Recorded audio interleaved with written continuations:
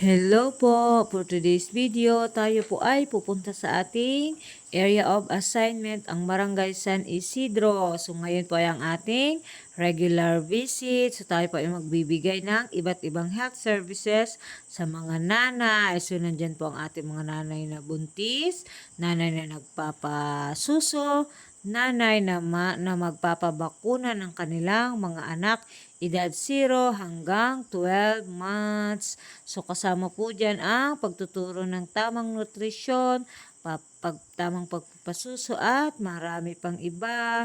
So tayo din po ay nagpo-provide ng family planning services. So may dala-dala po tayong commodities kung ano po yung preferred ng ating pasyenteng family planning method. So kasama po dyan natin ang ating masisipag na barangay health worker at barangay nutrition scholar ng barangay. Ayan, so nagpapasalamat po tayo.